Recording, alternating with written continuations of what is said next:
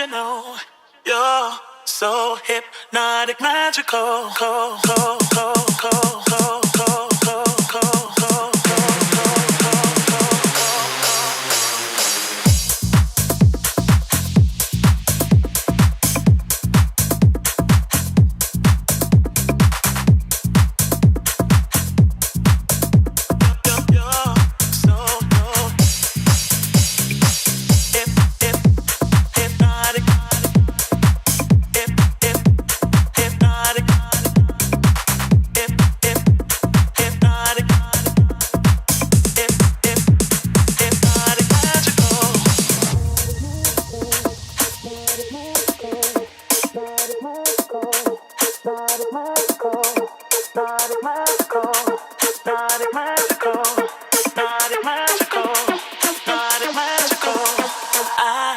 Don't wanna let you know you're so hypnotic, magical.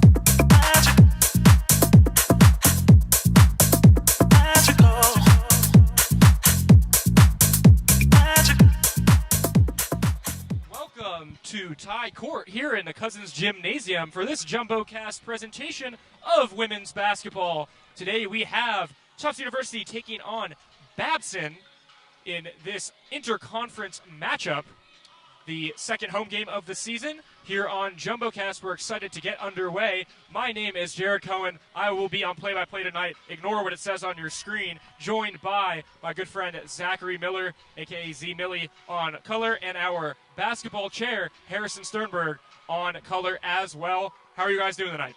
Doing pretty good. I'm excited to watch this epic matchup tonight between Tufts and Babson. There's a lot of awesome narratives coming into this game.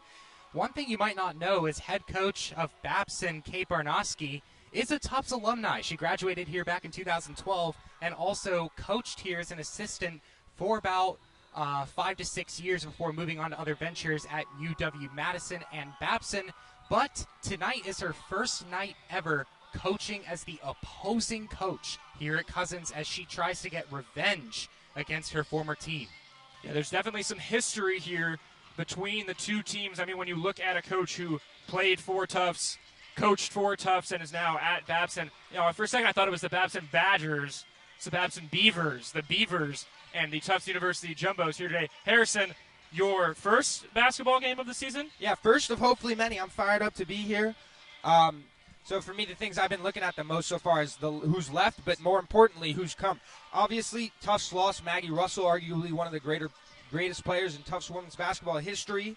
D3 All-American last year, NESCAC Player of the Year as well. But Tufts has came in with a loaded freshman class. And the person I want to highlight most of that is freshman Monet Witherspoon, number 15 out of St. Louis, Missouri. Not only was she a four-time all-conference player, she was a four-time state champion, along with being an AAU national champion. She's been the only freshman to start so far. She had 14 points in the most recent game against Babson. She's been a huge piece for the Jumbos so far, and I look to see her grow throughout the year. And Witherspoon have been a big piece, as you said, through these first two games. Looking at this comparison, not a huge sample size, but just to humor us here at JumboCast. It started 1-1 last year, and obviously, for those who remember, last season did not turn out how Coach Pace and the Jumbos expected it to coming into the year. Through two games now this year, they are 2-0, so a better start than last year, and an improvement in most major categories across the board, albeit marginally. So will be interesting to see today whether the Jumbos can keep it up and take their game to 3-0, while Babson, they enter 2-2. They've already played 4 games, double what we've seen from the Jumbos, but good and bad on their end as well. They've taken a slight step back from last year's team, and again, we're early in the season, so really anything can happen. Any last thoughts, guys, before we get to the national anthem and the starting lineups? I've got one quick thing. If there's one thing we could say about taking a step back last year, Jill Pace, with her job at Pomona Pitchers, she took a 5-win team to a 22-game win, and that 22-game win season was in her third year. She's now entering her third year here, I believe. Or no, sorry, she's entering her 6th year. But this is a team that needs time. She's an experienced coach. I look to see this team bounce back. She's going to have them ready for this year. They're already off to a great start. The Jumbos got an SCAC championship. They got an NCAA berth and Elite 8 appearance 2 seasons ago and came into last year with a lot of hype and hopes for a very successful season. As I said, we didn't see that happen, but we know Coach Pace is a strong leader of this team, and they definitely are expecting more out of this team this season. So as we get near tip-off, we will take a quick break for the national anthem, and we will be right back at the beginning of tonight's broadcast.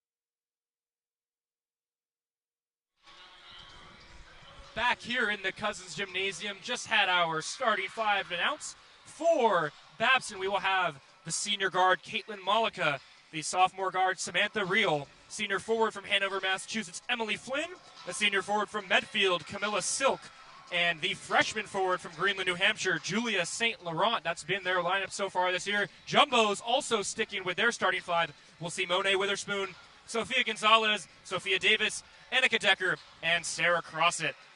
So two teams sticking with their guns coming into today, and we should have a nice matchup on our hands as we get ready for tip-off here on Tie Court. Jumbo's looking to maintain their undefeated season. Crossett will jump. And we're ready for action in Medford, Mass. Silk versus Crossett, and Crossett comes out on top. Ball back to Decker. Decker will take it up to begin the game today. Calls out a play, and we are underway. Witherspoon, the freshman, takes a mid-range jump shot. A little bit long. Got a good look there off the screen from Crossett. Just unable to convert. She'll get more looks as the game goes on. St. Laurent now driving left, going to throw up a wild layup and off the scoreboard at the top of the backboard, so out of bounds and a turnover. They're saying tipped off of a Tufts defender, going to stay with Babson. You're right, it will stay Babson ball, so might go down as a block on the stat sheet, and the ball will continue. Coach Pace not happy with that call. She saw what I saw. It looked like a wild layup. Yeah. Play off the inbounds. Malika inside, and a turnover. They're going to try and get the ball in Malika's hands all game. Transfer from D1 Stonehill College. She's been their number one playmaker, averaging 16 points a game so far. Trying to get inside to Crossett. Dribble off glass. No good. Ball batted around. Crossett gets it back, puts it in. What a strong play there from Crossett, getting right up there, putting it in over the defender. You can't ask for anything better than that in that contested paint shot. Tufts picking up full court. Gonzalez makes a play on the ball. Now into the lane. Right-handed layup. Good from Reel. Jumbos want to push the pace. They'll get back quickly. Decker goes one-on-one right by Reel. Right hand blocked. Will stay Tufts possession. Good transition defense from the Beavers there. Able to put up a good contest. Jumbos will inbound baseline. Decker to inbound. Finds Sophia Davis. Back to Decker. Decker looks to create. Shot clock at 15. Back to Sophia Davis. Layup. No good, but a foul. Sophia Davis last year shot 61.5% from the free throw line. She'll look to take two for the Jumbos' first team foul on the Beavers. And Davis, big contributor off the bench as a freshman, especially in terms of efficiency, although free throw line hovering around the low 60s, just unable to really find a consistent spot in the rotation last year. Now, with a lot of openings, with some graduation, she is in the starting lineup and playing a little bit of an odd role. 16 minutes in the first game, 12 games in the second, but not coming off the bench, starting. Jumbo sticking in a full court press, quickly broken, and a foul. But going to call it on the floor on Gonzalez. Reel taking it all the way again for the second straight possession. Looks like she's going to be one of the number one options for the Beavers all game. Inbound to Malika. Back to St. Laurent. Jumbo's playing tough defense. There's a switch. They've got Decker in a mismatch, but I'm unable to get the ball over there. Hounding defense from Crossett. Tipped by Decker. Double comes. Ball up and another foul. Probably will be on Davis, but a good defensive possession unfortunately ends with a foul for Tufts. Yeah, Tufts did everything right there. Kept the feet moving, playing defense with their feet, not with their hands. Davis couldn't go straight up there. She's going to get called for the foul on that every time. Beavers will shoot two. First one rims out. Camilla Silk at the line. She's a senior from Medfield. Stands about 6 feet tall. Misses both free throws. Rebound to Gonzalez. 4-2 your score here in the first quarter. Decker commanding the offense again. They're going to find Gonzalez. Gonzalez pick and roll. Step back jump shot. Rims up and out. Davis the rebound. Back up. No good yet again. A physical board from Silk. and a foul on the floor. Loose ball foul. We'll see what the call is. Going to stay Jumbo possession. So an over the top, over the back foul on Silk. And the Jumbos will get another shot. Yeah, a little bit too much contact there from Silk when she was trying to get that defensive rebound there. Results in a foul. We'll stay with the Bows. They'll get another chance here to score at 7:44. Davis goes left, kicks to the corner, swing up top. Gonzalez for three. Off the front of the rim. Yeah, and we were highlighting this in our pregame notes, but Gonzalez took a step back in three-point percentages in her last year compared to the year before, so the Jumbos will need her to cash those in all year. Silk converts in transition. 4-4 now. Jumbo's in their offense, but a travel on Gonzalez took a step forward without putting the ball on the floor. First turnover of the game for either team. It's going to be Malika inbounding. Or Malika taking up. Malika. They've got Flynn at the top. Now to St. Laurent. Real. Oh, good ball movement inside, but the layup no good from St. Laurent. Now the other way, Gonzalez in transition.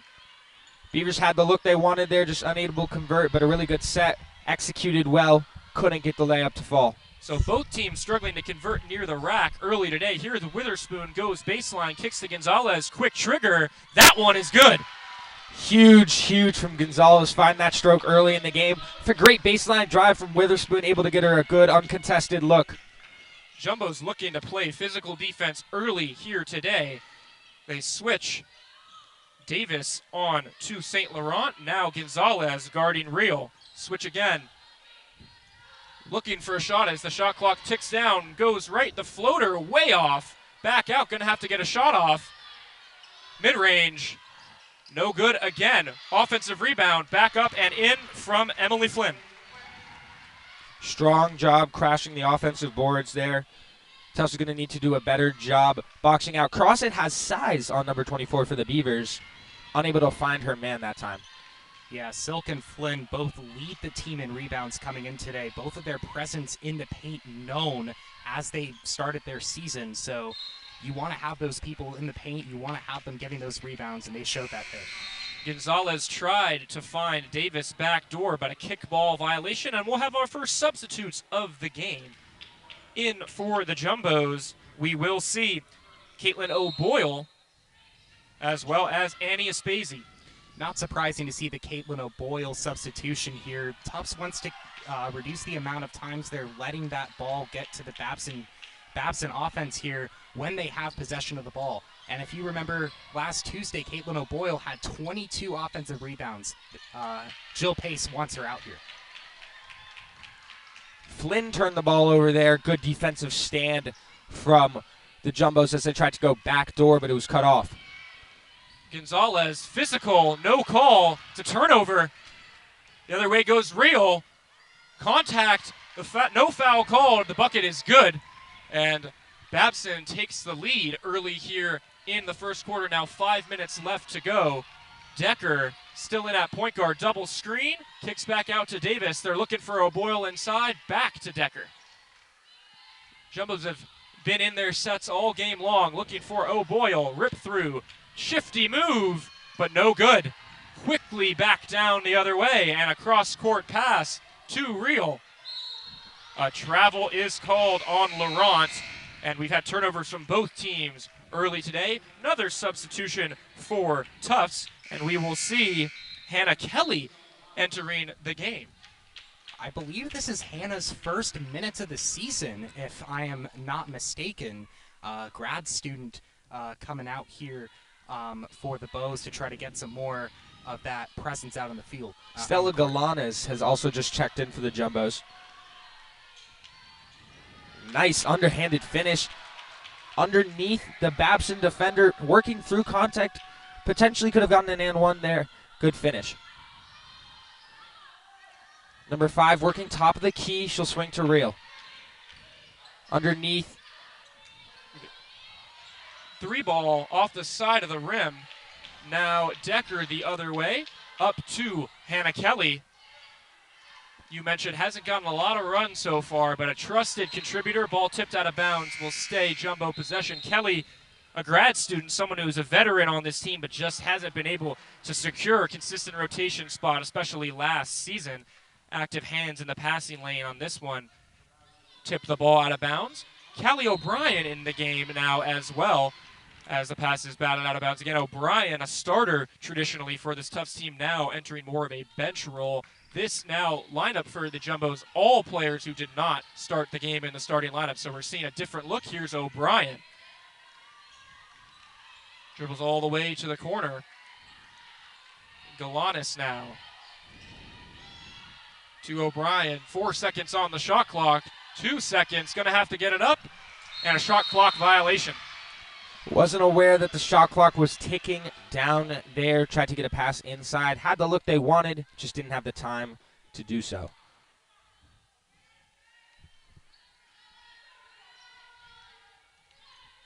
Malika remains in. She's running the offense for Babson. Off a screen comes Real. She gets it at the top of the key. Silk with the screen. Real looks back up top. Weak pass intercepted by Galanis. Tufts had numbers, but they choose to play it slow. O'Brien drives left, kicks back. Hannah Kelly fakes the three, puts it up. Batted around, rebound to O'Boyle, and a second chance opportunity leads to 2 points. Great job crashing the boards there. Able to muscle out Camilla Silk, who's yet to get a break. That's O'Boyle, not cross it. Tufts trying to keep fresh legs in there. Maybe Silk tiring a little bit. And O'Boyle's minutes have doubled from last year. She was at 7.8 minutes last year, 14.5 so far this year, and is off to an efficient start to this season. Tufts now up 3 points. Mid-range jump shot, rims out. Silk set a really good screen there, able to get her point guard wide open.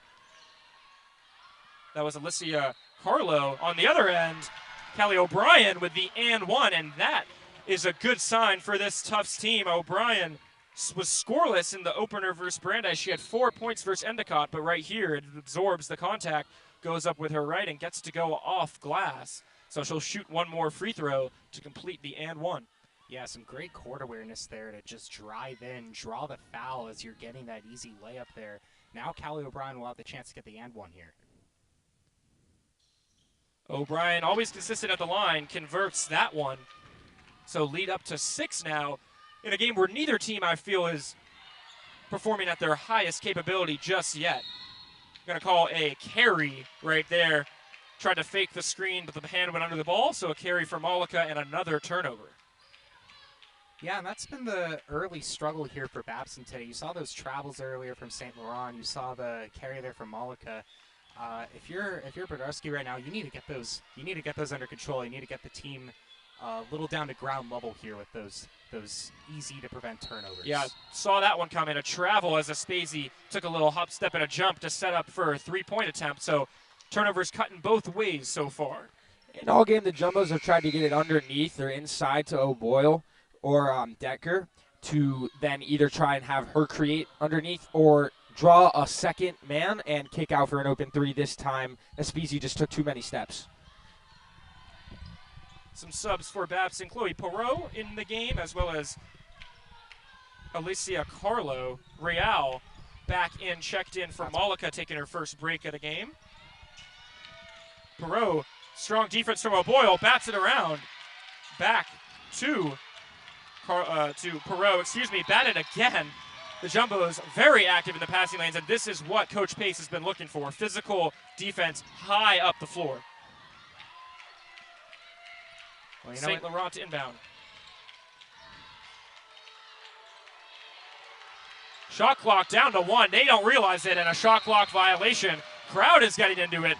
Both teams have had shot clock violations, and both teams are playing very physically on the defensive end. Stellar defensive possession from the Jumbos, not letting the Beavers get into their sets. They were working on the perimeter that entire possession. They couldn't get the ball inside once.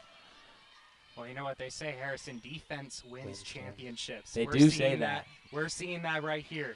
Well, I know it's the regular season, but we'll change it to defense wins games, because that's what we're seeing right here if they keep this up. O'Brien had a lane, finds O'Boyle, layup no good. They double on the ball, and now a fast break opportunity for Babson, and another travel lane violation. they just keep holding the ball and getting those 3 steps, and the refs are seeing it all the way. Happened earlier with St. Laurent, happened with the If you're going to take a step, you got to put the ball down. Both teams have struggled to do that so far. So Carlo called for the travel and transition there and wastes a promising opportunity for Babson. Sophia Davis back in the game. O'Brien will remain. She's done a good job running the offense so far. Handoff to Gonzalez is tipped. She'll race back for it. Tiptoes on the line. Inside to Galanis. Pull-up jump shot. Bounces away. Ball up top, intercepted again, and a foul on Camilla Silk. She did not turn her head to see a ball that was coming directly at her from halfway down the court. And Tufts has been on a 7-0 run since going down 8-7. And in that run, they forced 3 consecutive turnovers. Defense has been stifling so far, just allowing 8 points with a minute to go in the first quarter. If they can hold them to single digits, you've definitely done your job on the defensive side. Callie O'Brien looking inside to Davis. Davis gets it, and a travel yet again. On the catch, just those feet moving, and the refs are being very, very, very focused so far.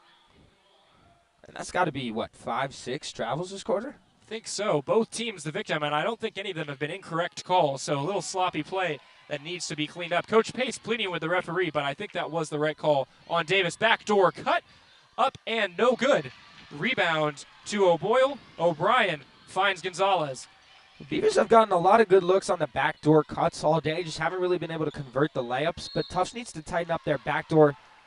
And would you believe that? Another travel, this one time on O'Brien. The pivot foot moved when she tried to turn in the paint, so we're just seeing travels left and right here so far today. Maybe a low-scoring game. Maybe we're coming up on a NESCAC record for most travels in one quarter. It might be. I don't know what that number is, but we've seen an unfathomable number of travels so far. Clock now under 20 seconds. Shot clock is off. I guess it's just my curse. Whenever I work basketball games, there end up being a record amount of travel calls. So I apologize to everyone at home. It's probably correlated to me. Kiara Simone Davis running the clock down. She'll get it back for the final shot. 3 seconds. Floater is up and long. That'll take us to the end of the first quarter. That shot will not count. 14-8 the score at the end of the first quarter. We saw a lot of travels, a lot of turnovers, but the Jumbos go on a 7-0 run to end the quarter and take a 6-point lead. So we'll be right back at the start of the second.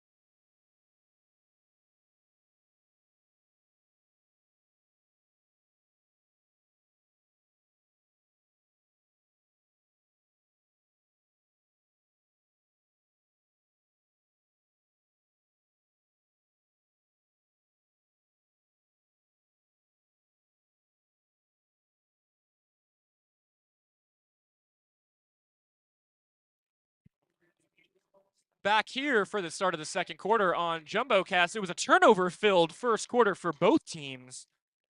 We are joined now by Matthew Long on color, his first game on JumboCast. He'll be joining us for a quarter or two, and I think he saw the same thing we did, which was a little bit of sloppy basketball in the first quarter. Yeah, guys, it's great to be here, but the Jumbos and the Beavers both have to control the ball. That's something definitely both coaches were telling their teams at the break. And immediately the ball hits the floor, and Davis hits the floor. The Jumbos just trapping the ball incessantly, but a good swing pass inside the layup. No good. Babson struggling around the rim to start off today. But once again there, number 5, Kayla Malika, their number 1 option, unable to penetrate the defense, kick out for 3. She's been their number 1 scoring option, averaging almost 16 points a game so far through 4. They're going to need her to get going if they want her offense to get going. And another turnover, so second quarter starts the same way the first quarter ended. Jumbos rotate, double. There's Malika for 3, long. So they get her a shot, no good. Offensive rebound, another 3 for Davis. That one long as well. Rebound tipped around. They're going to call a loose ball foul and Jumbo possession. But you don't want to leave Malika open like you did just there. She set the single season record for Babson with 68 3-pointers made last year. It's a very high number, and you don't want to keep leaving her open. She's going to cash in. And she's been off to a hot start coming in today. 15.8 points on pretty impressive shooting splits, 48% from the field, 38.7 from 3. Big game versus Bridgewater that included 5 threes, but as you said, yet to hit one today. The Witherspoon the at the high corner. post there with Crossit. Sophia Davis, left hand, runs into a brick wall, goes up anyways, and gets it to go. Nice finish from Davis underneath the defender. She was kind of sealed off in a bad spot, able to put together a crafty finish off glass. On the other end now, Real looking for Davis and has her. Davis guarded by Davis. Inside on the smaller Decker. That's a good pass and a good finish for Emily Flynn. They were able to get that mismatch off a backdoor screen to get the center matched up with the smaller guard. Really good look. This time they were able to execute. Miscommunication there from the Jumbos. That'll be another turnover, their 7th. Looked like the Jumbos were anticipating a backdoor cut there. Just didn't have it. Crossit back in the game for the Jumbos. Decker back in the game for the Jumbos. We're seeing their starting lineup. And Gonzalez, active hand, snatches that one away. She has been very active in the passing lanes and up on the ball. Gets a turnover there. Turnovers continue to go back and forth, looking for Crossit inside. That ball is tipped. Decker now going right. Kick out. Witherspoon takes it off the right side of the rim. No good. Davis the other way. Quick pace game so far. Rio gets the ball off the tip, and they'll look to reset for 3. Rims out. Babson's been getting good looks all game, an uncontested 3 there. Tufts' transition defense has been a little bit poor. They've been really good in the half court, not allowing penetration. But Babson has kind of beat them out in the transition game so far. Witherspoon passes up a 3. Davis will take a mid-range shot instead and clank it off the back of the rim. And no foul. That'll be another travel call, this time on Emily Flynn. She tripped following the rebound and turned the ball over, so we can't seem to go more than a possession without a turnover so far. Jumbo's still up 6 points, but unable to extend it. Hannah Kelly now back in the game. And credit Sarah Crawford there for jostling for space in the paint, inducing that turnover. Hannah Kelly now. Active again. Clear to the corner. Annika Decker. No good. Oh, Sofia Gonzalez. Offensive rebound. Put back and one.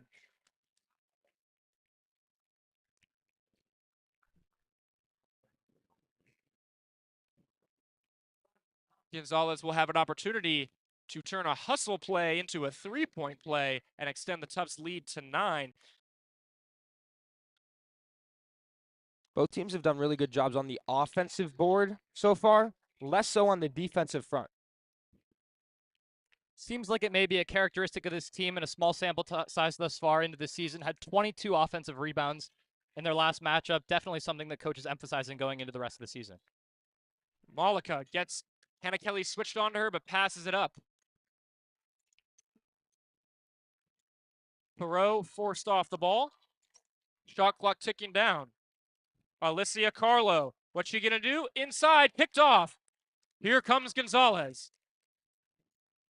Inside to cross it, off her hands, out of bounds, turnover. And going back to that most recent Babson possession, that play was set up for Caitlin Malika, but that pass was deflected, and after that, they were all out of sorts from the start. So Tufts has had active hands without being too reachy so far, and that's really prevented the Beavers from getting into the sets they like, more specifically, getting the looks from Malika that they would like. She still has 0 points on 2 attempted shots. Absolutely right, and Decker picked up Malika from well before half court right there, so clearly an emphasis on the Tufts defense.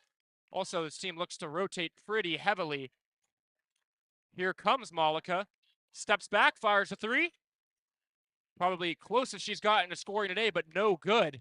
And here comes Decker. Even still, that was a contested look, and she was forced to take a deep three 2 or 3 feet behind the line. Not a great look. Good defense by the Jumbos. Layup, no good.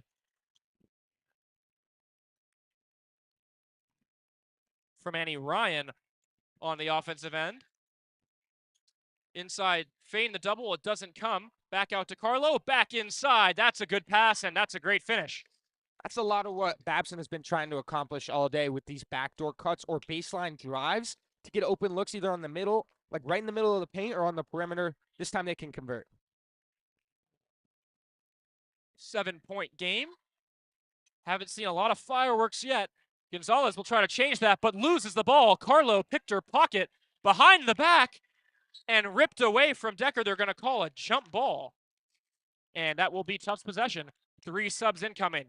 It'll be O'Brien, O'Boyle, and Sophia Davis. Nice transition defense there, getting back Claire McCarthy, saving that play and inducing a jump ball that will go in the direction of the Bows. Snatched that ball away. But a quick call for a jump ball, and the Jumbos will take that as the clock ticks under 5 minutes. O'Brien now. Gonzalez wants to be aggressive. Passes back to O'Brien. Tufts hasn't done a lot in the pick and roll game so far. They're going to try and get that going right Emily here. Flynn in the high post, just as you say it. To the corner, Ryan. Short. Fighting for the rebound. Ryan picks it up, and the Jumbos will look to reset. Shot clock at 13. O'Brien loves the mid-range game. Kicks out to Sophia Davis. She goes left, steps through. Floater no good. But a foul, loose ball foul on the floor. Oh, it was Annie Ryan trying to get back door to get a rebound, and too physical for the referee. Always worth crashing glass, even if you're the only man left. Never know what you're going to get on a loose ball foul. Annie Ryan able to create an extra possession for the Jumbos, and we'll see if they're able to capitalize. Up top to Davis. Now Gonzalez. Look inside to O'Boyle. She's active in the post, goes up. They're going to call a traveling violation.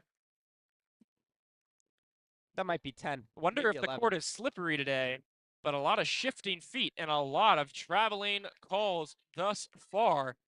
Now under 5 minutes to go, almost under 4 minutes to go. Babson, here is Malika out to the corner. No good from the bench player, Chloe Perot, and out of bounds, Jumbo ball. In spite of the turnover-heavy game, you have to imagine that Coach Pace is appreciating her Jumbo's work on the offensive glass. Numerous possessions this quarter being extended by offensive rebounds and fouls caused by the Jumbo's aggressive rebounding. And that one maybe can be blamed on the floor, but another traveling violation. Davis just put a foot down and slipped. Unable to hold her pivot foot there. But we've seen a lot of the Tufts players picking up their dribble in difficult spots. A lot on the baseline. That time, kind of in no man's land in between the three-point line and the free throw line. Not much you can do there if you're picking up your dribble. Tufts needs to be a little bit more aware of that. Yeah, absolutely. Don't want to get caught in no man's land. We've seen that a couple times now. Babson running a set. They're going to call a foul off the ball on O'Boyle, grappling in the paint with Julie St. Laurent. And this is the first time I've seen them put the freshman St. Laurent underneath instead of Silk. So maybe they'll try and get her going in the postgame. Being physical there, able to draw the defensive foul. Seen an extended run for Chloe Perot. Hands off to Carlo. Carlo back out to Malika. Every possession so far running down to the clock. Malika takes the three and sinks it. That time the defender kind of slacked off as she was pulling up. She kind of took that in rhythm. She didn't really get her feet set. A tough look, able to capitalize that time. But those are the type of shots she's expected to make for Babson to have success. O'Boyle wanted the foul, didn't get it. Ball goes up and over the backboard. Back to that previous possession that ended in a Caitlin Malika 3. You have to credit the off-ball movement and cuts and screens that the Beavers are making, really opening up these looks for Malika, their leading scorer. Yeah, and they've had these looks all game. The story has just been they've been unable to capitalize. This time they do. Ryan tried to jump the passing lane, couldn't get it, and that leads to a layup for Julia St. Laurent. And just like that, it's a 2-point game. Tufts went from being up 9 the Beavers on a little 7-0 run of their own. Tufts will try and swing the momentum back to their side. You'll see the Jumbo starters looking to check back in right there. Galanis, his jump shot is no good. O'Boyle, offensive rebound, can't get it. Foul on the floor will stay Jumbo possession. And subs incoming for Tufts. Another extra possession for the Jumbos there, as Matt, you highlighted earlier. Doing a great job, O'Boyle. That time she'll sub out. Crossett will check back in. Look to keep dominating on the offensive boards. Yeah, it's been O'Boyle and Crossett getting physical with Silk down low, extending possessions for the Jumbos. Silk yet to sit, I believe, while Tufts has consistently rotated O'Boyle and Crossett. Going to be taking a toll on Silk. She's been out there all game. O'Boyle and Crossett have been rotating. Aspesi kicks to the corner. Witherspoon. No, sir. Ball tapped around. Going to be out of bounds and Babson possession. Tufts has led for almost all of this game, minus 38 seconds. Beavers will look to tie it or take the lead on this possession.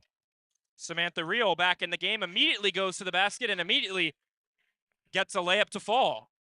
Good finish in traffic there. The Bows are going to have to slow down, get their offense together. This is I think a 7-0 skid for the Beavers here. Inside to Crossett. Over her right shoulder, goes back, left off glass, and gets it to go. And I think Silk may have gotten away with a foul there. She didn't look to be straight up to me. Really, really strong finish from Crossett there through contact. Right on cue. You need your senior leader to stop the bleeding, and Crossett is there. They hedge the screen. Good defense stops Real. Ball tipped away inside to Silk. Silk goes left hand and finishes at the rack. A nifty move from Silk ties the game, and it's gotten a little bit faster paced here at the end of the second quarter. That ball tipped again to the corner. Witherspoon back up top to Davis. Ball is moving. Aspesi could have called a travel there again. They didn't, and the ball went off the backboard. Spacey's kind of taking that hop step before she gets the shot. Most times that's going to be called a travel. She's already had it called once on her. Got away with it there, unable to capitalize. Neither team has called a timeout here in the first half. It's been moving wicked fast. Now under 1 minute to go in the half as Malika is doubled to the baseline, tries to kick it back middle, finds Silk. 3 in the key is the call. Offensive 3 seconds, and it'll be Jumbo possession. Every type of turnover you can think of we've had so far. Really nice switch on the high screen there by Witherspoon, getting back to Silk and covering the open lane. So what was originally a bit of a Jumbo lead coming into the quarter got erased by a run from Babson. Now 21-21 is your score as both teams look to get any edge they can in the final seconds of the first half. Here's Aspesi. Went to the pick and roll option there, which I'd like to see them go to more. Now they have Crossett underneath. Now Davis crosses back right, spins left, tries off glass, doesn't get it. Witherspoon crashed the board, and another loose ball foul. The Jumbos are crashing from the three-point line, and that has given them multiple second chance opportunities.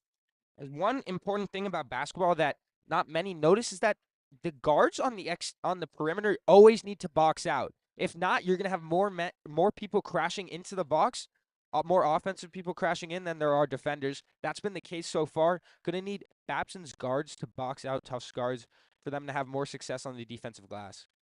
And the weak side crash has become really a go-to for teams in basketball of all different levels. It wasn't really something you saw maybe 10 years ago, but a lot of teams realize now you have your shooters in the corner crash off the weak side, and you can get fouls, you can get rebounds, all sorts of different opportunities.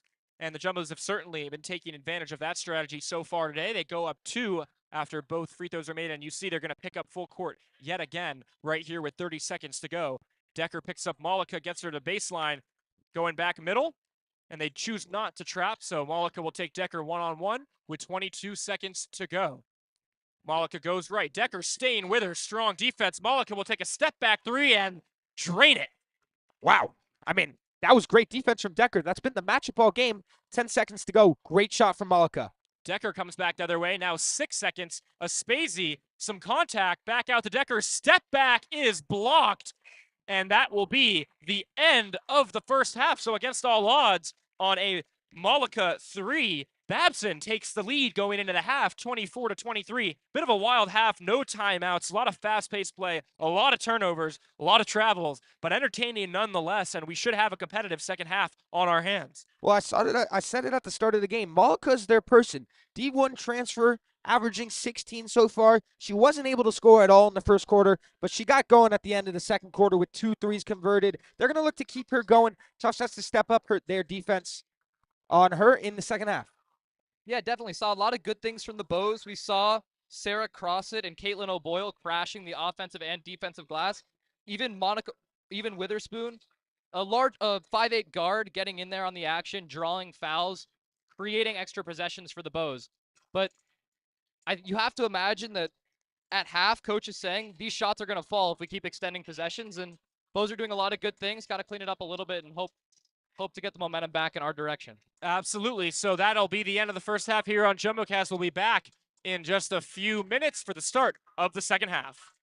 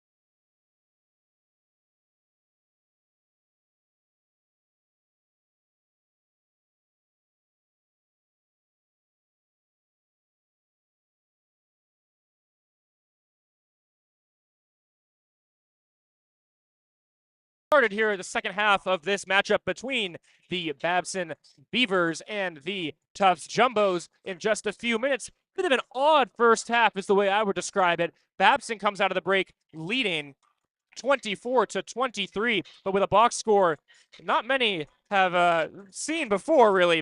Jumbos come out of the first half shooting 25% from the field. They're down 1, but there are some other stats that jump out that say maybe they should be leading. So what's been going on?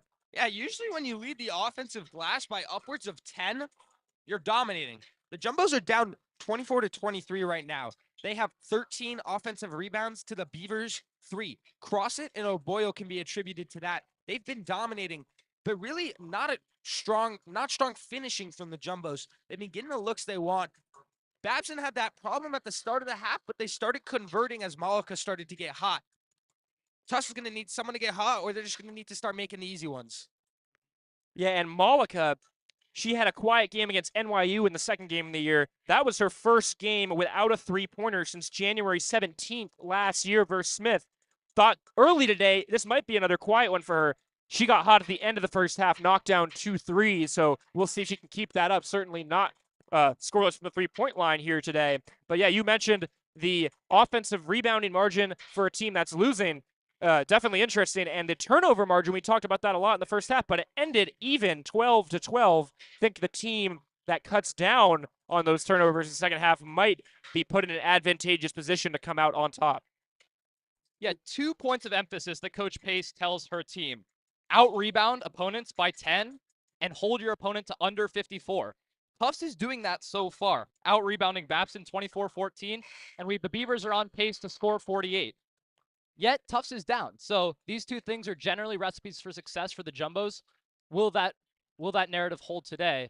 And can they cut this deficit in the second half? And will this pace start to take a toll? We highlighted this in the first half, but no timeouts called. Real and Silk for the Beavers played almost the entire half. They also had 0 bench points. They're going to need some bench scoring, or they're going to need this pace to slow down, or else the stamina game might come into a factor, and that would favor the Jumbos. And it's been physical for Silk as well, down low, jostling for space with Crossit and O'Boyle. So not only has she played the whole game, but she's played physical minutes. And you talk about pace, but the Jumbos come out of the half up on the ball and pressing on defense. We'll see if that takes a toll at all. They're looking inside for Silk, don't have her. Back out to Real. Shot clock running, as we've seen. They're going to call offensive 3 seconds, or was that a foul? Foul. Offensive I foul. think it was on Silk. Immediately, you see the physicality. It's Silk and Crossit. They've been going at it all game in the paint, getting a little chippy. We'll see which team stands to gain from that chippiness in the paint. There is a turnover. Decker quickly gets by. Malika kicks to Gonzalez. Step back three-pointer. Corner of the rim, no good. Not the look you wanted there. Gonzalez actually passed up on a more open look to take a step back fadeaway contested 3. So Gonzalez should look to pull first chance she gets. Real on the other end goes to the bucket and gets fouled. So she'll get 2 free throws at the line. Saw Coach Pace visibly frustrated with that last possession. Wants to see her team extend possessions, get the ball around the perimeter, look for better looks. And the Jumbos, a team struggling from three-point range so far today, and an inconsistent three-point shooting team over the last several years. Gonzalez, in general, their best three-point shooter, but as we've discussed, kind of took a step back from three-point range last year. Real shooting her second of 2 free throws, makes 1 of 2. She's overall, though, a 75% free throw shooter. And Real had 22 points against Bridgewater State in that overtime game earlier this season. Definitely a big part of that offensive lineup. Inside to Crossit, and she gets it to go. So that's the offense that Coach Pace is looking for. And the Jumbos, again, pressing up on defense. Another great job with a off-ball screen to get the mismatch with the center on a guard. They've done that twice now, been able to score both times. That was a real strong offensive rebound from St. Laurent, but did not get the putback in the basket. Now the other way, Davis saw it coming. Travel. Could have told you it was going to happen. Nonetheless, nice work by Annika Decker. Thought about pushing the pace, decides to slow it down and kick it out. Definitely something that the Jumbos are going to want to look to do, not get over-aggressive and turn the ball over. Still pressing. Look to force a turnover at midcourt here. The trap is incoming, and they're going to call a foul there. That's a ticky-tack foul on Gonzalez for using the right arm. Think we know what the Jumbos are going to be looking at in practice this week, though. Get the ball on the floor, dribble the ball before you move your feet on offense, because that has been an issue so far today. Maybe invest in some new shoes, work on the pivot foot, get them a little stickier. Real for three. No good. Fighting for the offensive rebound off the glass. Ball tipped out of bounds by the Jumbos, and it will be a third opportunity for Babson. Both teams huddle up there for the first time, trying to regain composure, a little bit more communication. Communication is always the key with rebounding if you have an extra man crashing. Real tipped. That's it off a Babson player, and out of bounds. Hit St. Laurent on the way out, and so another turnover, and neither team really able to pull away here at the start of the second half, tied at 25. Jumbo's now looking to slow it down and get into their offense. Coach Pace calling out a play. First time I've seen Decker walk the ball up all game. She's constantly trying to get ahead of her defender, sprinting. Now she drives. They wanted cross it inside. Instead, Decker drove to the hoop and drew the foul. I think they're going to call that one on the floor, so no free throws. As you're saying, though, slowing down the pace, making a conscious effort to extend possessions, move the ball around the perimeter, get better looks. And it's leading to fouls and leading to extra opportunities for the Jumbos. The question will be, can they turn those opportunities into points? You look at their field goal percentage, they haven't been able to do that so far, but plenty of time left to go. Cross it fighting in the paint and unable to get the ball. Now up to Gonzalez. Here is Decker with a head of steam. Goes right, picks up her dribble. Inside to Witherspoon. Layup is good. Nice off-ball cut there by Witherspoon. Tough finish as well, working around contact, avoiding the charge call. Babson had a defender set right where they wanted to. And you're going to see Mary-Kate Flynn in the game for Babson, number 21 freshman. That three is up and money from Caitlin Malika. Her third three, she now has 9, leading all scorers, or leading the Beavers. I highlighted it at the end of the first half. The Jumbos do not want to let her get hot. She can torch you. She is a real threat from outside. On the other end, Gonzalez blocked on her way to the rim by Samantha Real. Good defense by Real. She's had active hands and feet all game. I think that's her 4th tip or block. She's really been a stellar defender for the Beavers. They've had her on the Jumbo's number 1 option, Decker, all game. Hope Nardone now in the game, the sophomore out of Phillips Andover. Witherspoon, haven't seen too much, but she scored a couple possessions ago. Inside to cross it, right-handed hook is no good, and another foul after the shot. Seems like every time a ball comes off the rim, there's a scrap and a foul call. Like to see Nardone coming cold off the bench, immediately getting up on the offensive glass. So Decker will take the inbounds. 3rd foul in the Beavers already. I believe it's 6-7 to go into the bonus, and we're still 3 minutes into the quarter. Crossett goes back to that right hand, but short on the layup. And now numbers for Babson. Real. Gonna have to reset back up top. Will Malika look for her shot again? She has gotten hot recently between the legs. Looks one-on-one, but picks up her dribble. Good defense from Witherspoon. And now under 10 seconds on the shot clock. Emily Flynn now gonna have to get a shot up for 3. Will short, and the rebound to Gonzalez. So Nice. Very strong defensive possession. Now in transition, Gonzalez pulls it back. She's got Decker trailing. Decker takes it and makes it. First three of the day for the Jumbos. Much needed. Decker gets going. Jumbos lead by 2. Love to see that. And back to the previous defensive possession that set up that 3-ball. Tight off-ball man. Volume in Cousins Gymnasium gets loud. Forces a turnover by the Beavers. Flynn gets her own rebound, goes up and under Gonzalez and gets it to go. Gain continues to go back and forth, now tied at 30. Real again, defensively, that's her 5th. And I wanted to highlight this. The Beavers have won the offensive glass game so far tremendously. They're dominating so far. Jumbos need to get back to where they were going, as O'Boyle will check in. She had a lot of success. As you just saw the replay, Decker in the transition 3, probably the best look the Jumbos got from 3-point range all night, and she got it to go. Although her 3-point volume has been down the last couple seasons, she is still a threat from behind 3-point. the three-point line, turnover now going the other way. Real strong to the basket, but doesn't get it to go. And Gonzalez now going to push it back the other way. One-on-one with defenders incoming, goes through and draws the foul. She was losing the ball there at the end, but they'll call it anyways. Probably on the floor, we'll see, and it will be a side out. Yeah, Gonzalez had numbers there, and then there was good weak side help by Caitlin Malika of the Beavers coming back and preventing transition points for Gonzalez. And talk about Decker. She took 73s in 30 games 2 years ago, but only took 33s in 20 games last year for an unfortunate injury. Only 2 3-point attempts in the first 2 games so far, so we'll see if that 3 gets her going. In the corner now, Galanis going to be short. Gonzalez offensive rebound, throws it up off the glass. No good. Offensive rebound again does not convert to points. Yeah, Gonzalez maybe looking for a foul there, looking for contact. Was some contact, but couldn't get it to go. Real jumbo defense scrambling. Malika long on that one. Fight for the rebound and pulled in by Hope Nardone. Here comes Galanis.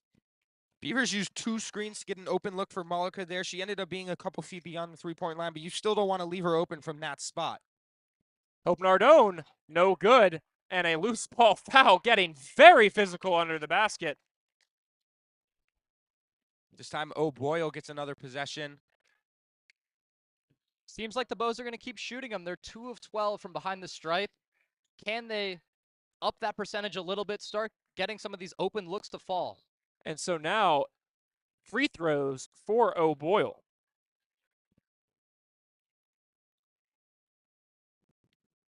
Jumbo's in the bonus on the loose ball foul. O'Boyle, a 37.5% free throw shooter. She'll shoot 2, misses the first one way short. O'Boyle, the senior forward from New York. She's been a consistent presence on this team, as we talked about earlier, but just now getting an opportunity for really consistent minutes. Misses both free throws there. I think it was a lane violation, and she'll get a third free throw. Real called for the lane violation. Jumped just a little bit early. Coming into today, O'Boyle was 6 for 8 from the floor. She had 10 points on 5 of 6 shooting versus Endicott. The redo on the free throw gets a made shot for O'Boyle, so she'll put the Jumbos up 1. Well, when you give a 37% free throw shooter a third chance, mathematically she's going to make it, and she did. I don't think that's how statistics works, actually. But either way, ball tipped to the other end, and the Babson Beavers will get another shot at it. Definitely not how statistics work.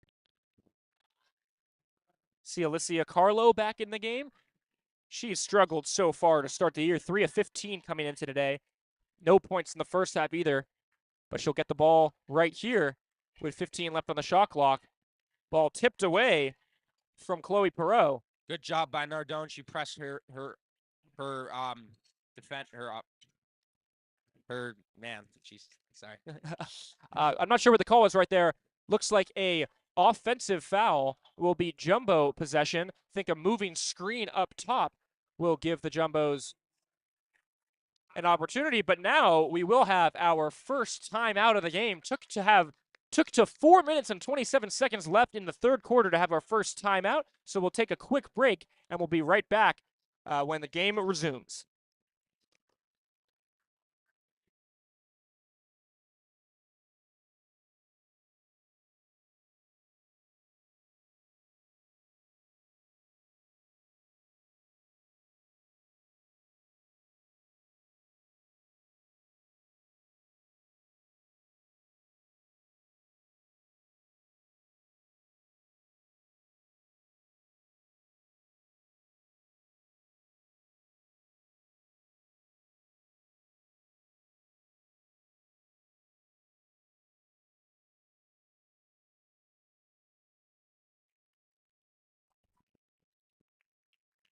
We are back in the Cousins Gymnasium.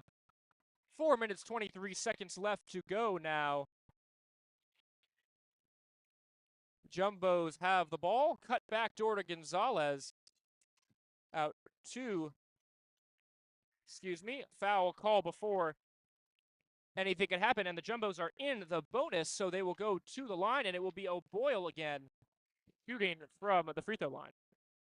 And as you mentioned a couple minutes ago, 37% free throw shooter, that's the person you want going to the line if you're Babson. 1 of 2 from the line last time she went to the stripe. Hits the first. Jumbos lead by 2, 4:10 to go. One more coming for number 24, the senior Caitlin O'Boyle. Well, the math is math. Couldn't get both to go. 1 for 2. Jumbo's up 1 now. The numbers never lie. Here's Real. Tight man defense. A lot of congested dribble handoffs for the Beavers. Malika back to Real. Inside. Looking for Silk and a foul on O'Boyle. That's happened a couple times with the Jumbos where they've kind of given the Beavers a bailout foul at the end of the shot clock. They're playing really good defense in the first 20 seconds, but the last 10 seconds are what matters most, so they need to tighten that up.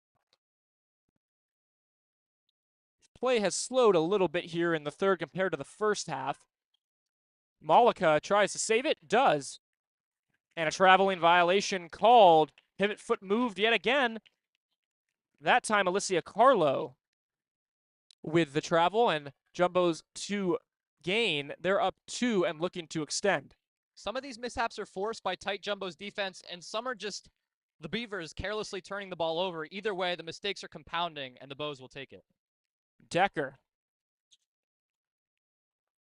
Up top. Gonzalez. Step back. Nifty move.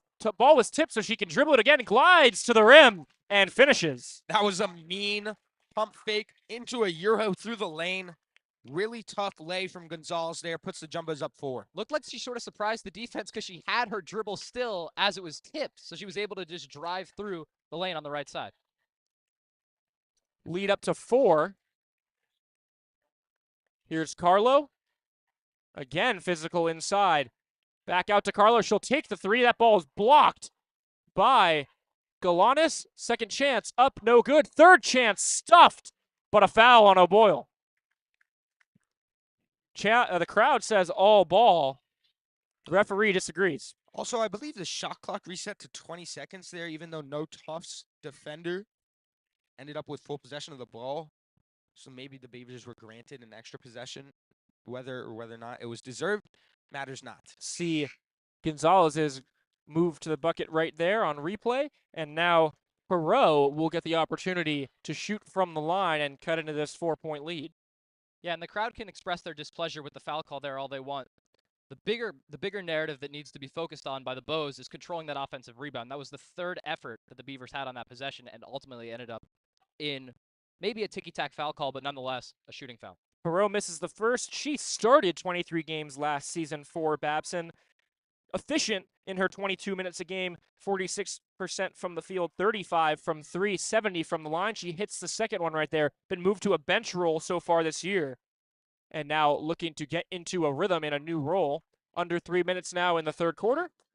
Gonzalez will receive a screen from Crossett. Back up top to Decker. They're looking for Crossett. Get it to her. Dribble. Goes left. Up and under. And 1. Great work by Sarah Crossett, working the paint off the high screen, finds space down low, finishes, and the foul. Yeah, and as you noted, converted into 3. As you noted, she was able to get it really low, almost inside the restricted circle. She was able to get it. One dribble, stepped around her defender, finished with the left hand off glass plus the foul. The left-hand finish not easy. She gets the free throw to go. That completes the 3-point play. And now back up to a 6-point lead for Tufts as they look to pressure on defense and extend as far as they can before the end of the third quarter. Now 2.5 minutes to go. Crossett definitely possesses a veteran post-game. Look to see the Bows continue to try to exploit that down low into the waning minutes of this third quarter. Flynn cross court to Real. Real head fake, spins, runs into a brick wall, and a foul. Looked like nice help defense. Tufts bench doesn't like it. And if you notice where the positioning of where the post-ups have started, O'Boyle's been able to get the ball really close to the hoop, but she's been forcing her matchup defensively, Emily Flynn, way out, almost near the 3-point line where she's picking up the ball in the post. Makes it tough for her to score, forced to make a dangerous cross-court pass that ended up going to the Beavers. Real hits the second free throw. She carved out a role as a freshman last year, 28 minutes a game. pretty high for a first-year player, and she's up that now to 33 minutes a game, averaging 14 points per game coming into today, though she's yet to hit a 3 on the season. Cuts the lead right there, 2-4, with 2 minutes now to go in the third. Decker goes baseline, pump fake, gets a woman in the air. Gonzalez behind the back to the rim.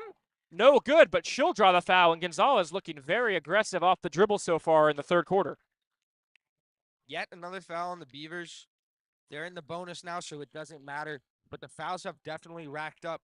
Tufts had the Beavers in the bonus at about 5-6 minutes to go in the quarter. That's a lot of free points the Beavers are handing away. Tufts will look to capitalize. Sofia Gonzalez will go to the line. She's a strong free throw shooter. 65.2% from the free throw line. Not great, not horrible. But it has been both. Makes them both when it matters. Bows are now up 6. Been a struggle so far for Gonzalez coming into today. 7 of 33 on the year. That's a paltry 21% from the field. The press now causing some problems for Babson, but they break it quickly. Now inside. One dribble, step back, mid-range jump shot is good from Chloe Parole. Might have shuffled the feet a little, but got it to go regardless. Maybe the refs got tired of calling travels. Hope Nardone getting some extended run inside. Double comes. Step through, left hand, and another finish from Crossit, who's slowly taking over this game in the paint for the Jumbos. Sweet move down low there by Crossit, finding space on the left side with the spin move and the pump fake. Spinning and winning.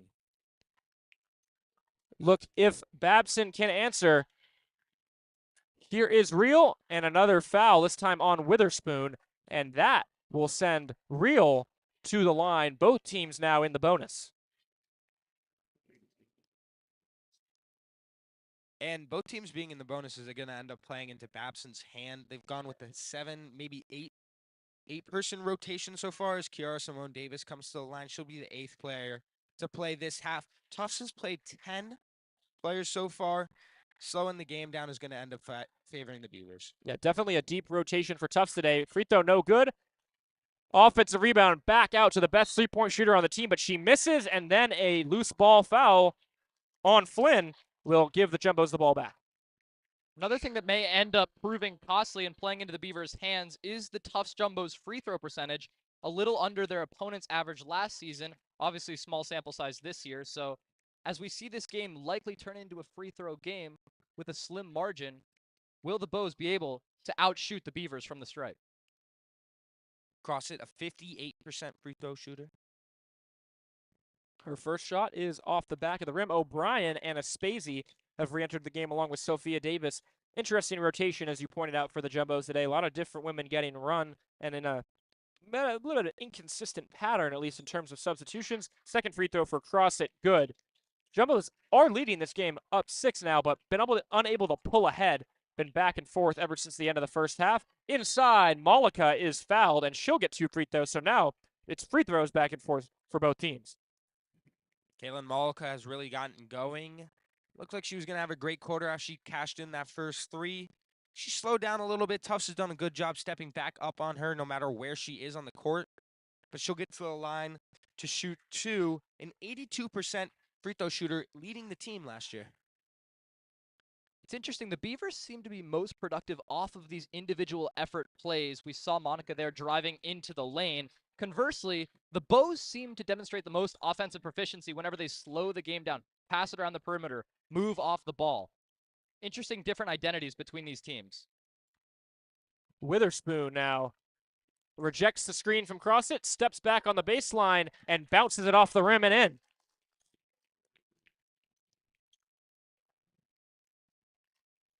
Under a minute now to go, approaching 30 seconds in the third quarter.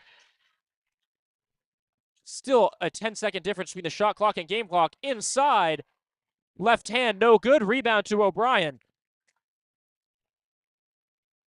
Shot clock O'Brien is off. can hold for the final shot. And we've seen her with her signature mid-range game come through at the end of the quarter before. Out of her hands now, Witherspoon has it. 5 seconds to go. Dribbles, spins. Inside to Davis. And a buzzer beater for the Jumbos will end the third quarter. Davis with the layup off a beautiful pass. and extends the lead to 8. So the Jumbos will lead 46-38 here at the end of the third quarter as Witherspoon found Davis cutting back door for the finish and gives them a little bit of breathing room. With 1 quarter left to play, we will be right back.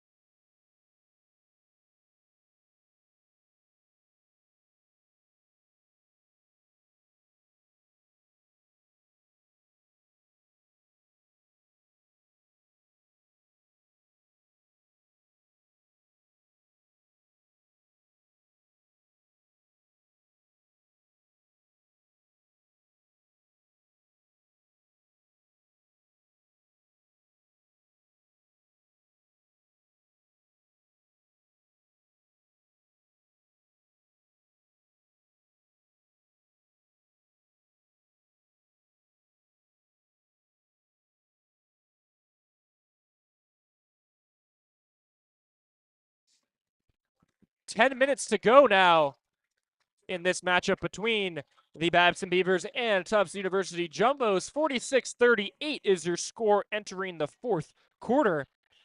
Sarah Crossett leading the Jumbos with 12 points on 5 of 7 shooting.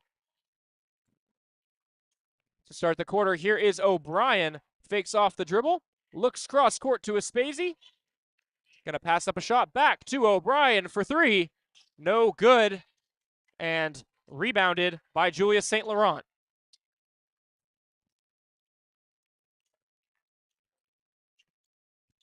Malika guarded by Aspesi will find Real.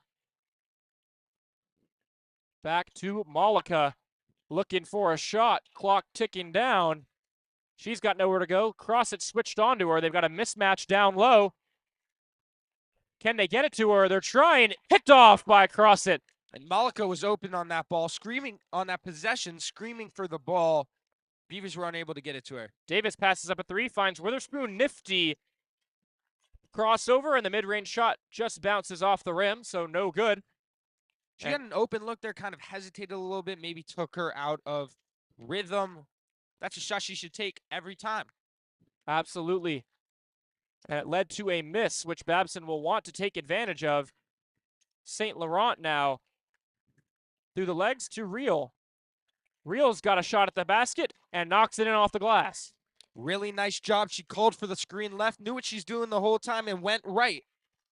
Ball tipped by Malika. I think O'Brien knew that it was tipped off of her, just hesitated in grabbing it. Ball went out of bounds, and it will be a turnover. So great defense by Malika off the inbound to force a turnover, and that's the spark that Babson needs down 6 with 8:30 to go. They're looking for Malika off the inbound and have her.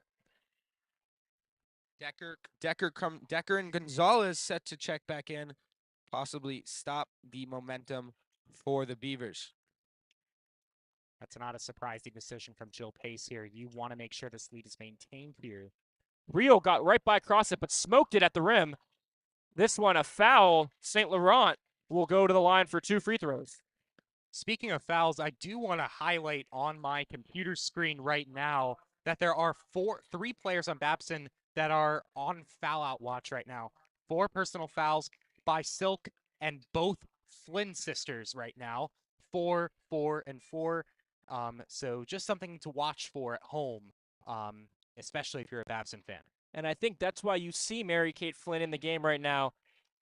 She's a bench piece, hasn't had as much run this year. They're more willing to save Silk and Emily Flynn for crunch time later tonight.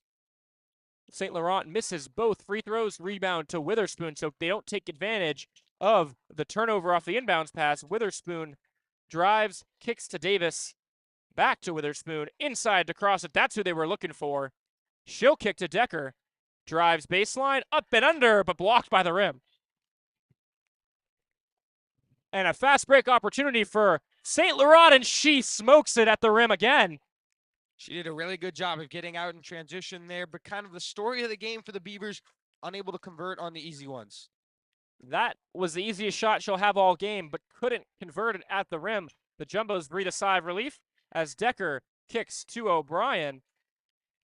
Gonzalez will shoot the three, and Gonzalez misses. Gonzalez entered the game for O'Brien. O'Brien back on the bench.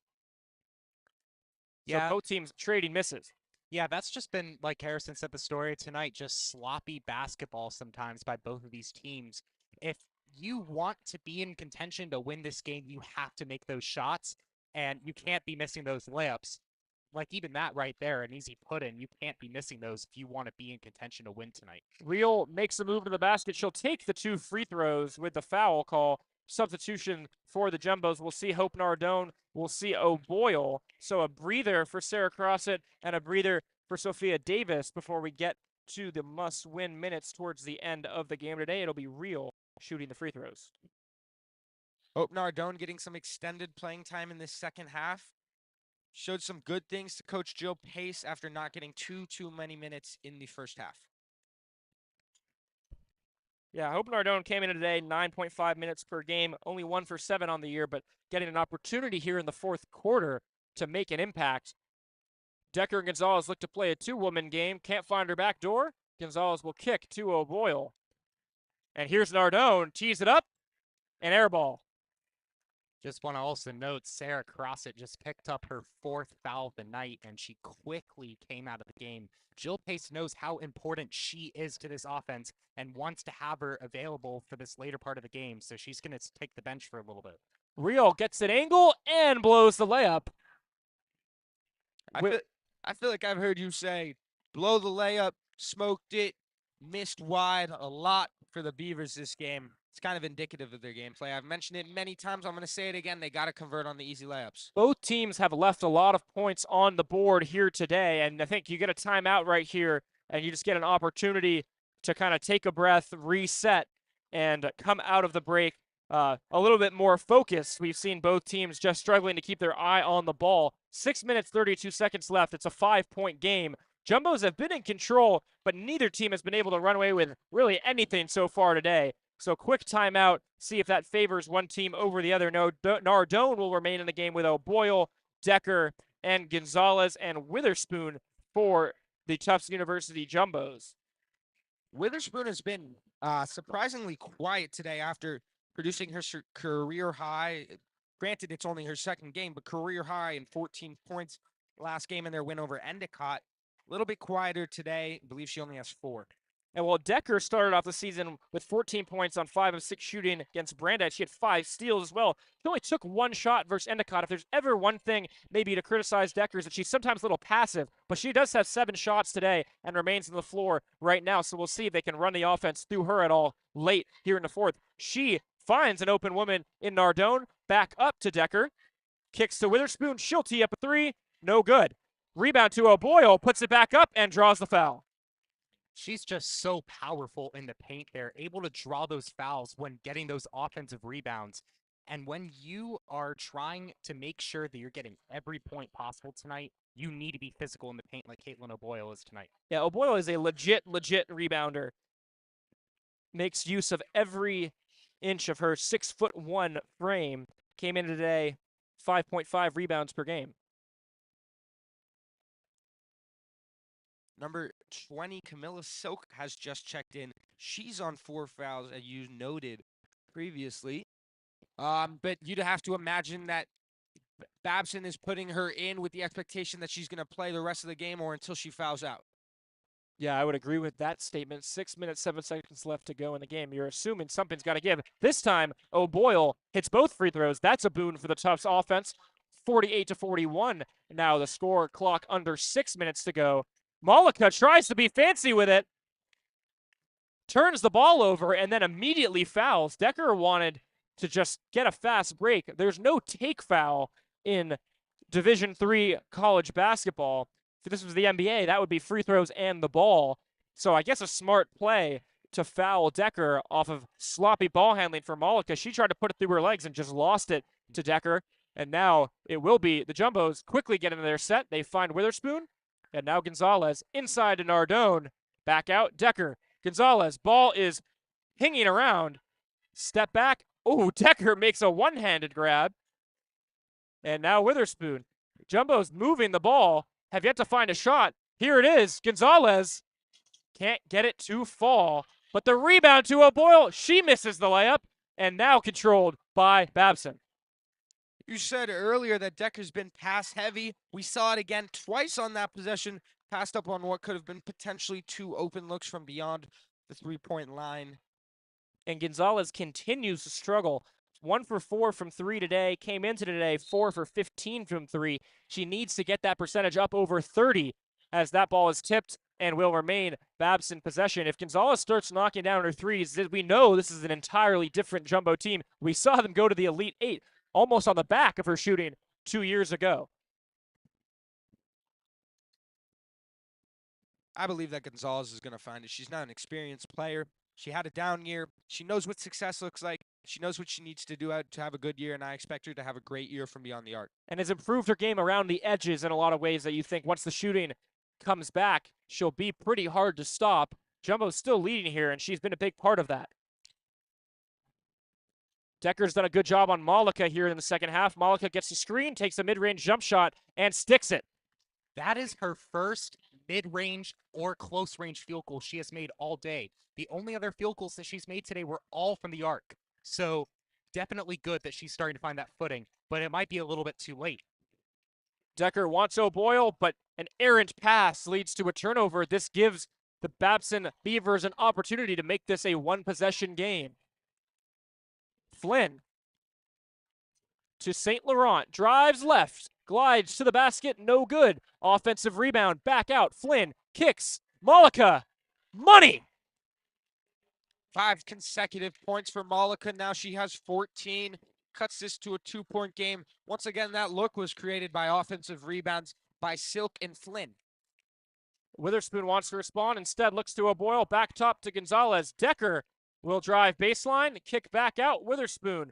Gonzalez responds with a 3 of her own. Needed it, and she got it. Huge shot from Gonzalez there. As the Beavers dropped into a 2-3 zone that was giving the Jumbos a little bit of trouble, she was able to capitalize. Huge shot from Gonzalez. Brings the lead back to 5. Now inside. Step through off glass, no good. And Jumbos will look to slow it down. Decker jump stops and finds Gonzalez, who hit the 3 on the last possession. Definitely playing it slower. Game clock at 3:30. Shot clock under 10 seconds now. Here's Decker. Head of steam right. Throws it up. And a foul, loose ball yet again. O'Boyle's presence in the paint has just been a huge factor for the Jumbos, especially with the 4 fouls on Sarah Crosset. And that was I believe that was the 5th foul on Camilla Silk. Yep, and So- he's going back to the bench now. And she's their big, or she's been guarding Tufts' is big, and she's done for the day. She's the starter. So now they're going to put number 24, Emily Flynn, on her, who also has 4 fouls. So Tufts chipping away in the foul game. Nardone gets the ball poked away. Here's Aspesi now. To Gonzalez. Looking for O'Boyle. She'll have her. O'Boyle turns, kicks. Aspesi to the rack. And gets it to go. That's a nice move from Aspesi. Great drive, explosive, off the bounce, able to slip by her defender, get the offhand finish to go. And you mentioned Silk fouled out of the game. She's the most efficient player on this Babson roster, over 50% from the field for her career, and a 4-year rotation player. They'll miss her for the rest of this game. Here inside to Flynn, runs over Decker and is called for an offensive foul.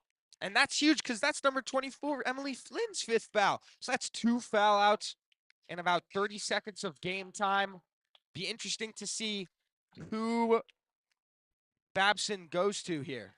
So that's now the 3rd player in Babson to foul out. Both Flynn sisters and Silk have now all fouled out, and they will now have to turn to Kiara Simone Davis to play her role. We saw her a little bit in the first half, but certainly not filling the role down low that Silk or Flynn could fill. Now the Jumbos have an opportunity to cement their victory. Decker kicks. The ball is moving. Here's O'Boyle off the dribble. Right hand draws the foul. 3 consecutive plays or possessions where Babson has fouled the Jumbos, 2 defensive, 1 offensive fouls, tallying up for the Beavers, and it's starting to take a toll. Coach Pace likes what she is seeing on both ends of the court. Under 2.5 minutes to go now. And suddenly O'Boyle is knocking down her free throws, and that is a game changer for the Jumbos. Now the lead up to 8. Yeah, so Caitlin O'Boyle, before today, didn't make a single one of her free throws. She was 0 for 6 from the line coming into today, and now she's knocking them down like it's nothing. The last 2 trips to the line for O'Boyle looks like a different shooter. Maybe unlocked something right there. Physical defense from Decker leads to a timeout from Babson. They need to find something here with 2 minutes and 21 seconds left to go. 9-point game. What can Babson do, if anything, to get back into this last second? Well, yeah, you can go first. They've got to stop the inside penetration from O'Boyle. I mean, she's dominated all day, and it's going to be especially challenging because they've had their 3 bigs already fouled out. They've now got the freshman, St. Laurent, guarding her, along with Perrault, 5'9" and 5'11" versus 6'1". Not a great matchup. They might have to double underneath, force Tufts outside of the perimeter where they've struggled more so today. Yeah, and also some of the Babson weapons have just been underperforming today as well. St. Laurent, for example, as you mentioned, she had a good first 4 games, but tonight at Cousins, she's 1 for 7. That is uncharacteristic for her. And also some of the other players tonight haven't really been playing well. Malika, who you usually see as an all-around scoring threat, is only 5 for 12 tonight as well. So Babson just needs to try. I know this is kind of an overage cliche now, but they just need to lock in. They need to just start playing more fundamental basketball here, trying to get around that paint presence here, and honestly, just going back to the basics. Don't try to get cute with it. Just play basketball. And you think it's going to have to run through Real or Malika, the 2 leading scorers. A quick foul after it's inbounded to Davis. That foul is on Hope Nardone. Not in the bonus yet. Real to inbound, looking for Malika, but Decker face guarding. And it will be Davis now. Davis rejects the screen, goes left, and travels. Put that foot down, back foot slid. And that's the first travel we've seen in a while, but certainly a trend today. Yeah, just coming off the bench there, she just couldn't get that foot down and it slid. Honestly, I think that's just because she's been sitting on the bench for so long today. She just hasn't had the reps of driving in today as her other teammates have. Decker. And that sometimes happens. Decker now speedy down the court. Jumbos will pull it back out. They want to kill some clock here, up 9. Interesting closing lineup with Aspasia and Nardone still in the game. Decker finds Aspasia. Here's Nardone. They want O'Boyle in the post, but not going to get her. Decker goes right, kicks to Gonzalez. Gonzalez to the basket and gets it to go. A strong drive from Gonzalez might put this one out of reach for Babson, barring a miracle in the last 2 minutes. What a tough finish through 3 women there. She was able to get the floater to go. Ball was tipped, so no backcourt violation. Davis now kicks. Real. They got to get a shot off. Using a lot of time here, down 10. Davis travels. Frustrating day for Davis and the Beavers. We're going to see O'Brien come in for Aspasia, and you think 11 points in 1:20 is going to be tough as you see Gonzalez. Beautiful finish on the sideline. 80 seconds left to work with for the Beavers. Jumbos need to control possession here. No unforced turnovers. Work late into the shot clock, and they should have this win all but wrapped up. Aspasia actually stays in. It's going to be Decker who hits the bench. I think Coach Pace pretty confident in the odds of a victory so far today. Here's Gonzalez again. Aggressive to the hoop. Can't get it to go. Offensive rebound. O'Boyle bounces it up and in. And O'Boyle might be your player of the game so far today.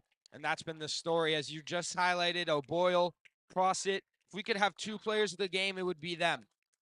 Beavers will take another timeout. A timeout. We'll take a quick break and come back in a game that looks like might be out of reach for Babson.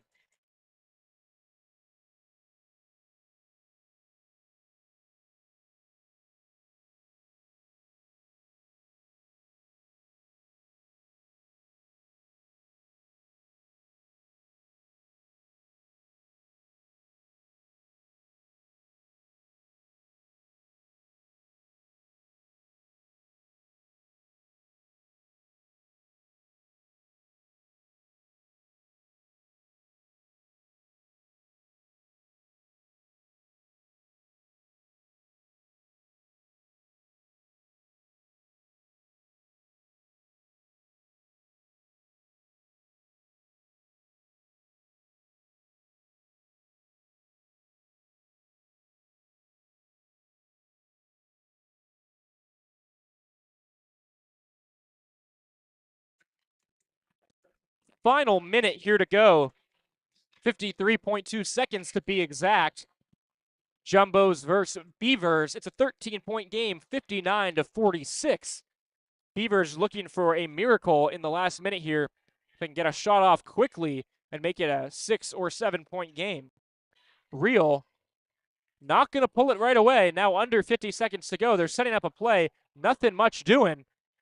And they don't have the time to spare. Another bailout fail there by Nardone. Not what you want to see. They're still not in the bonus, though. That's only the fourth team foul. Yeah, so foul to give, and they take it. And now 42.5 seconds left to go. But you're right, didn't get a shot off quickly there.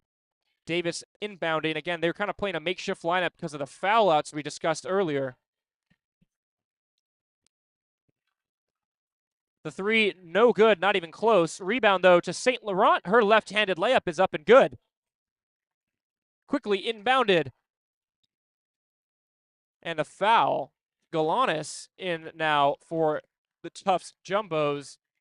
We've seen really everybody on this roster get in, barring a couple deep bench options. We've seen Galanis, we've seen Annie Ryan, we've seen Hope Nardone, we've seen Bo Boyle play a big role today. First free throw for Galanis is up and good. Vespasi also still on the floor. She's been a contributor as well. Both free throws for Galanis are good. That'll probably put this game out of reach. Regardless, we'll have another timeout. 13-point game with 30 seconds left to go. You guys think there's anything that Babson can do to get back in this, or is this a learning moment for this team? I think unless Jesus Christ comes down and starts the rapture, I don't think Babson's going to come back, honestly.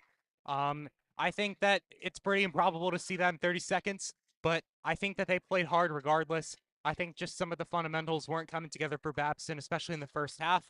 But I think they still do have a good, bright future for the rest of the year. They definitely have that talent. It's just a matter if they can put it together.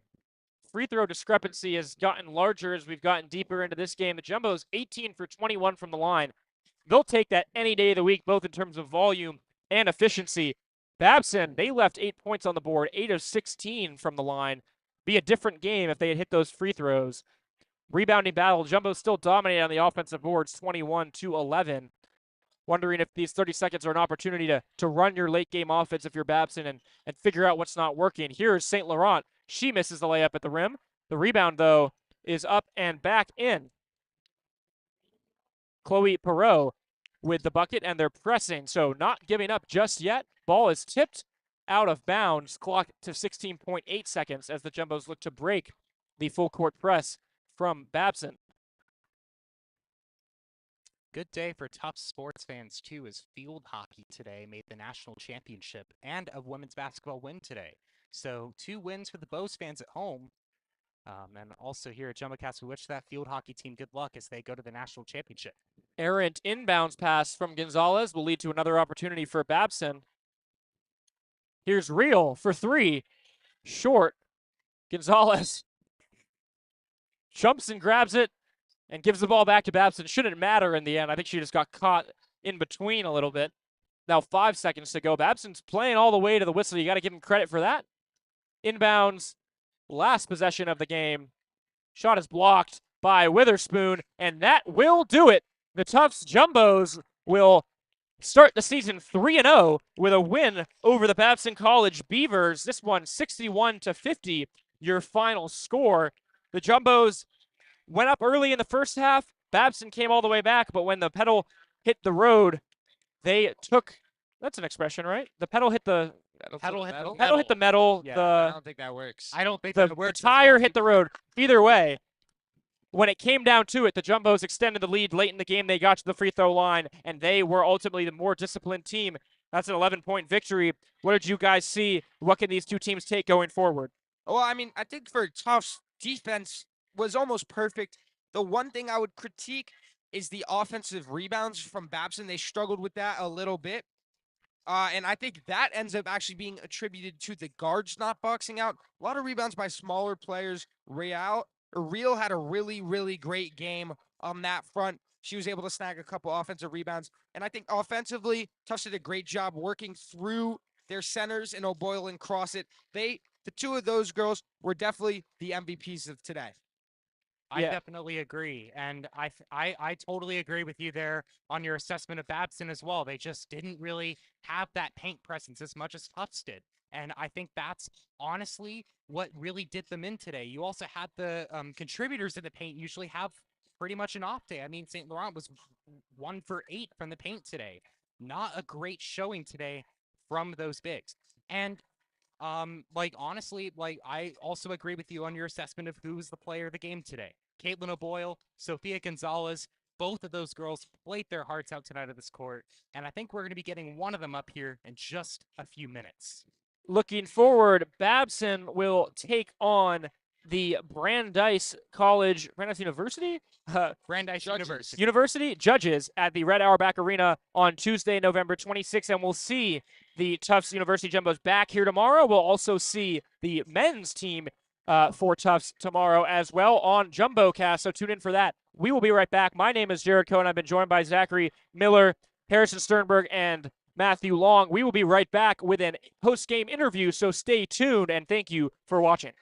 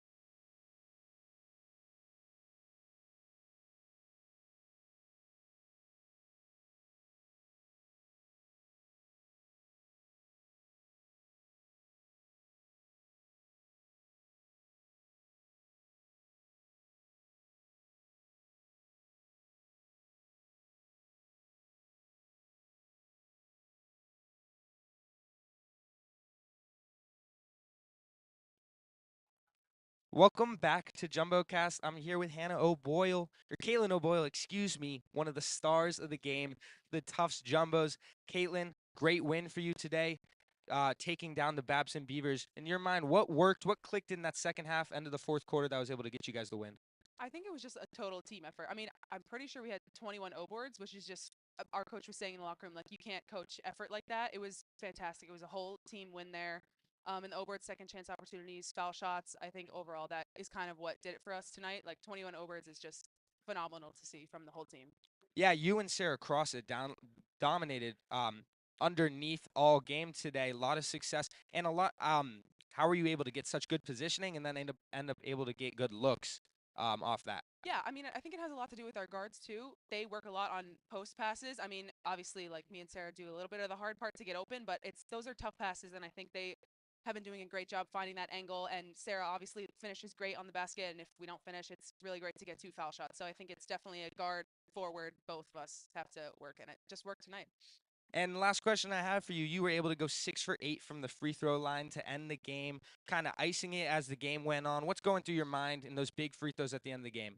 Well, to be completely honest, before today, I actually hadn't made a free throw on the season, just to throw that out there. So today I made like 100 foul shots before the game because I was like, this can't continue. So that was honestly, it was the whole team was behind me, cheering me on, and I just felt that energy, and I kind of just used that to boost me to just get out of my own head and actually make a free throw. So Yeah, well, the work ended up paying off. Yeah. 6 for 8 from the free throw line, some much needed shots to end the game. Thank you so much for coming on for this interview. This is Caitlin O'Boyle. Final score, Tufts 61, Babson 50. Able to eke out the win and go to 3-0. This has been JumboCast. Thank you so much for watching and coming on the interview.